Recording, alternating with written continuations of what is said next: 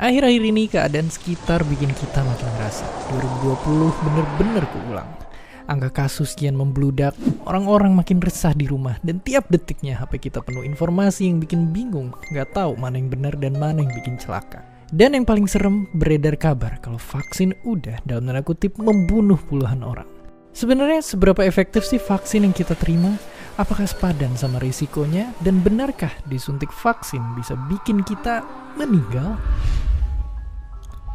Kalau kita lihat data yang ada, sejauh ini jumlah kematian yang diakibatkan vaksin corona adalah 0 besar.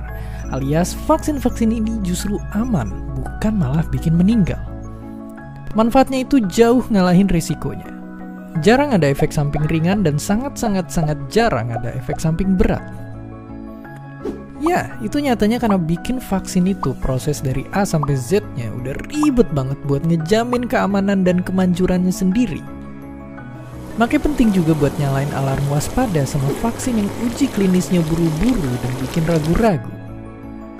Tapi terus gimana dengan kasus mereka yang dikabarin meninggal setelah divaksin?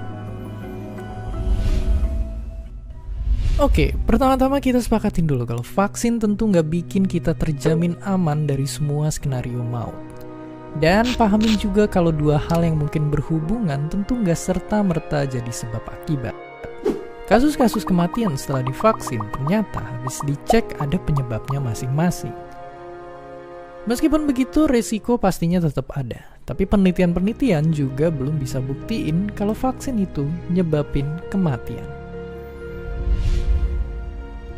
Tapi tentu aja riset masih terus berjalan. Sekecil apapun risikonya, para saintis tetap aktif ngawasin penyebaran vaksin ini. Kalau berkaca dari masa lalu, sebenarnya ada aja kasus vaksin yang bahaya. Contohnya vaksin demam berdarah ini, yang malah memperparah penyakit dari virusnya. Dan kasus vaksin ini yang berujung bikin 2 bayi meninggal dunia.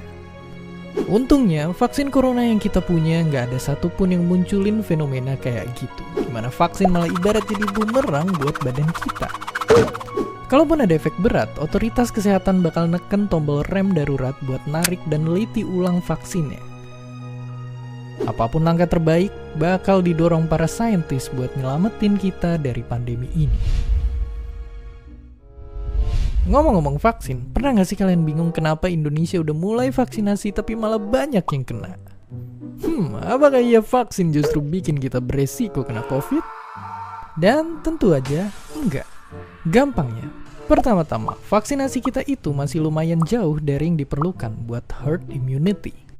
Terus lagian ibarat PDKT yang butuh waktu, nyatanya vaksin baru akan efektif seenggaknya sebulan setelah dosis kedua. Kedua, mutasi terbaru corona yang jauh lebih menular emang lagi nyerang kita. Ini udah pernah dialamin sama India, dan lagi dihadapin juga sama Jepang, Inggris, dan banyak negara lainnya. Sepanjang sejarah, nggak pernah ada vaksin yang 100% efektif dan aman. Vaksin ada risikonya, sama juga kayak makan, mandi, dan olahraga.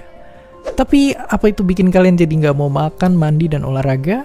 Pastinya enggak. Karena 3 hal tadi manfaatnya jauh lebih besar buat hidup kita. Sama halnya dengan vaksin. Dan seperti biasa, terima kasih.